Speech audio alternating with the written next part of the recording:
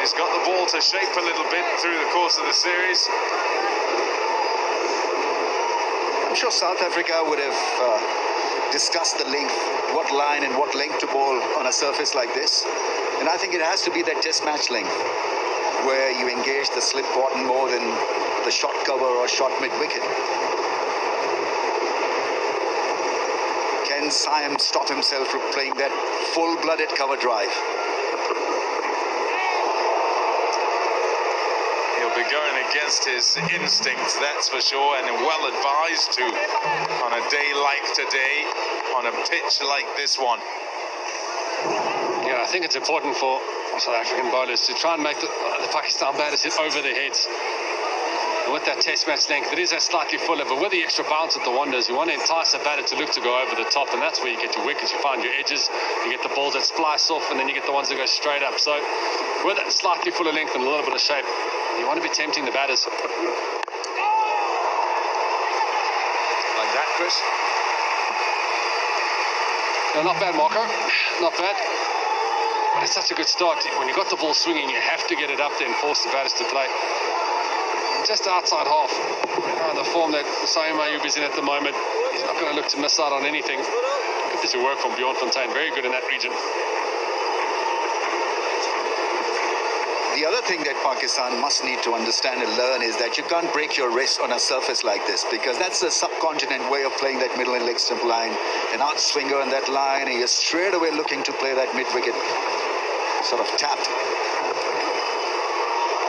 Better off really playing with the full face of the blade and just buying time. Hang in there. When players from Asia, the whole of it, turn up here, the test is bounce, but when you get to Wanderers some of the time, and today there's a bit of grass, look at overhead, overcast, and there's some moisture all over the place, then you get a little bit of lateral movement to go with that bounce. So you really have to be on the mark with regard to what you play and what you don't. If you play first line and it goes, don't follow, don't get drawn to the ball. And it's a difficult thing to do just because these conditions are so alien. Yeah, I think it's important to understand that you've got so much time in the one-day game. You've got to give a chance to get in, get the measure of the wicket, and take your time, because it is a place where you can catch up your strike rate. 6 for 1.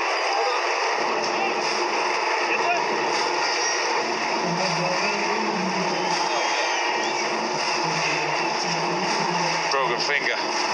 Vian Mulder is here watching. He says that's pink. There's often a debate on Pink Day. What's pink, what is not? It's almost like your shirt, Bob. Aggressive salmon you went for today, I see. Almost.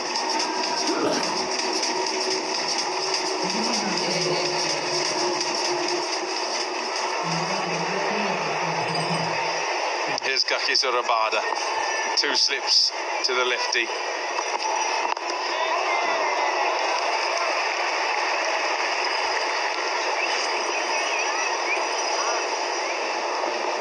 Yeah, this is through the series. He's had a tough time, hasn't he? And they've just hung it around off stump. Yeah, I mean, he's playing from the crease and then hoping for the best. There's not been an aggressive movement forward or back. He's not really been able to cover that line in 2 minds, probably. Yeah, whilst generally it's batters who feel I've done something wrong when they get out. Shot, full and driven. We've seen that cover drive a few times through the course of the series. Saim Ayub with 4 more. They're slightly overpitched from Kagiso Rabada. As a slip caught in at the Wanderers, you almost don't mind this. Floating the ball outside off, inviting the drive. On this occasion, Saim Ayub up to the task, opening that face beautifully, just helping it through that square cover point region. It's a beautiful shot.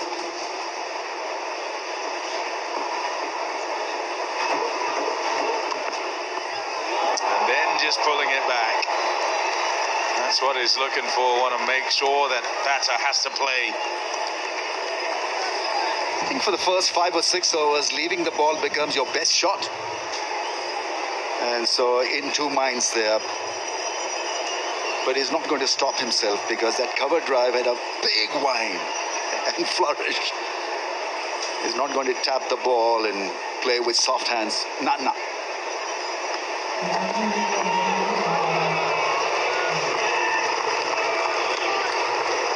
Watching him at Boll was an exercise in him kind of developing as he went along. Start off, great big drives, then put them in the cupboard for a bit, waited for the ball to get older. Into Menon, 60th ODI, very experienced. Indian umpire, South African allowed in Palika. And after the one he's just been beaten with, you see him almost change and go, hold on, can't do that. I've got to do it differently. Yes, he's got a smile on his face, but it's very much a case of trying to work out what do I do, what can I do, what can't I here, and doing it quickly. Yeah, I mean, he's got to have a solid pitch map. Like a bowler, he's got to have a batting pitch map. And I think leaving the ball is going to be critical for the first few overs. The length very good, couldn't resist, lucky not to edge it. It's 10 for 1. And that's the length that you're striving for here at the Wanderers. Ever so slightly, a little bit fuller. Force the batsman into that drive. Great crowd in so far. Such a special day in the calendar of South African cricket summer.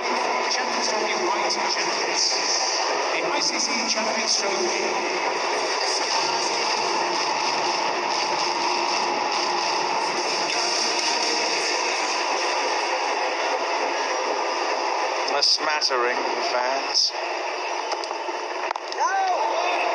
A well-attended occasion, generally.